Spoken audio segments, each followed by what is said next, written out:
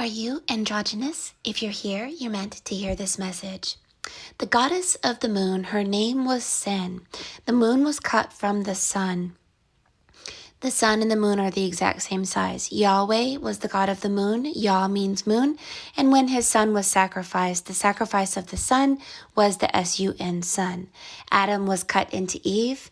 And this is all an allegory that we were cut, male and female. And we were also cut from our higher self, the holy dove. The golden compass reflects being cut from our animal, the holy dove, the white rabbit, the white unicorn, the white elephant, being cut from a part of ourselves, the white bull. And this white color is spirit. So there's a part of us that was cut in half, and it cut us from our spirit and our power and our balance. And being cut in half was very painful. We were sent to a dual reality where we experienced death. So Ascended Masters came here to tell us that the way to truth is through the eye of the needle, the Vesica Pisces, the tear of joy, and the flame. Now you have this individual in your art, and you are wearing the candlestick on your head, and he's not. But this man is behind you in your art that we did live on TikTok. The Virgin Mary, was she androgynous? Is this how she became pregnant by herself? Is Christ androgynous? I think that it doesn't matter if they were androgynous or not. What matters is the story, that we are meant to come to full balance between male and female energies and through true forgiveness and letting go. But there was this man who noticed that the Virgin Mary is also always depicted with one leg forward.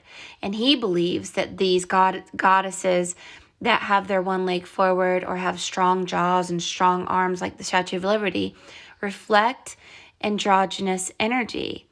So like Venus, she's holding her hand down a little too low, like she's holding male genitalia, not female genitalia. And Plato says that the male was born in the sun, the female was born on the earth, and the androgynous people were born as the demigods from the moon. Now, does it not say in the Bible that we were born in sin? Being born in sin, the goddess named Sin of the moon, is the androgynous race. So here we have Mother Mary and the Christ who tried to teach us things about the eye of the needle.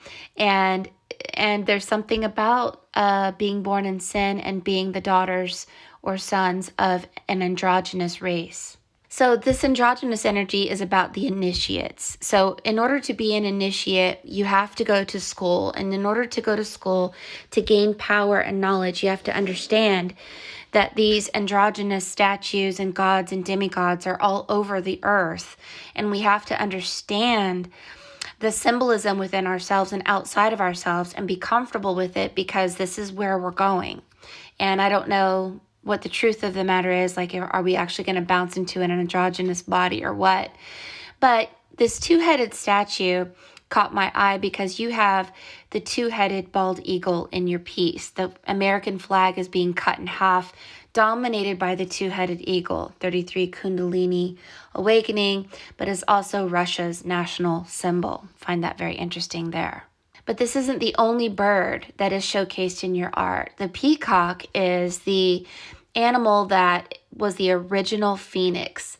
And so the phoenix is the flame and the rebirth, but it's also a reflection of electromagnetic energy that emanates from the heart chakra. You have the emerald stone in your piece, and this emerald stone and the peacock kind of go hand in hand because it's all about the heart chakra speaking and awakening. Before, the brain was always focused on materialism and form, and the heart is on formlessness. So we're starting to receive downloads. And according to the secret doctrine, humanity will again become male and female, achieving through evolution and potential equilibrium. The Shiva, Osiris, the Christ, they all reflect this Trinity, but it also reflects the equilibrium of the androgynous, perfected human being perfected. Even Jesus said that if the woman changes themselves into a male, they will enter the kingdom of heaven. I did not know Jesus said that. I find that so extraordinary. So your piece is showing being an initiate. And this initiate is showing you symbology and showing you truth. The 5-petaled flower reflects faith, hope, charity, justice, and peace. And it looks like a 5-pointed star, and it looks like a crown. It is above the chalice. It is called the frangipani flower, and it holds a magical and special message of the future, and it works with your heart and solar plexus chakra. The chalice and the Holy Grail is reflective of Solomon's keys. Yes, the emerald here is bringing harmony to all areas, vibrates with love, opens and activates the heart chakra, and it also helps with depression, mental and emotional disorders. I do see some kind of inconsistency and mental issues at 7 o'clock. The chalice is newt. It is the sun coming into balance with the moon and coming back to the androgynous energy, but also coming into the realization, the eye of the needle, which is the real world, not the false world or the false self. The false self is in a dual reality, torn in half, and is cut from their memory, therefore cut from truth. So here you are in the center at 12 o'clock. The bearded man is behind you. You have the candlestick holder on your head. Your arm is extended forward with a frequency fork. This means, like Dr. Strange, you have a lot of power in your hands to create many things. You have 2 stars shooting out, and the candlestick on the head is again at 1 o'clock with the peacock. We have 2 energies of Egyptians, one with a pyramid that says 5G, and the other one with a book and a star that is like Sirius B, the dog star, the coming of the second sun. Inside the chalice are 3 individuals. This reflects the Trinity, male, female, and androgynous. And the Vesica Pisces, or the eye of the needle, is on the front of the Holy Grail or chalice.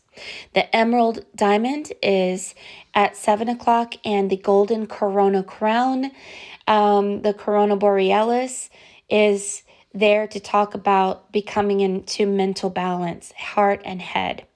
You have Orion's belt around your waist. This reflects a place where you come from. Orion's belt is the center of the solar plexus, which is the soul, which is the sun. The double-headed eagle with the American flag being cut in half is letting go of the false matrix and the false identity, where once we pledged allegiance to the flag under the United States and to the republic for which it stands, one nation under God, and it's being cut in half. So this being cut in half has something to do with the mirror world. Now, this is what the mirror looks like when we put it together. It really shows a kingdom. The true kingdom of heaven is in the center. It is a mirror world or reality. The eye of the needle. And then this is your piece as a mandala. The Holy Grail mandala.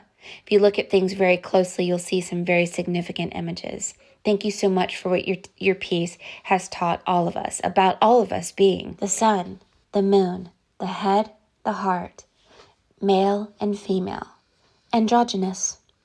Allow the images to soak into your subconscious mind as these pieces work as a sigil to awaken you to balance.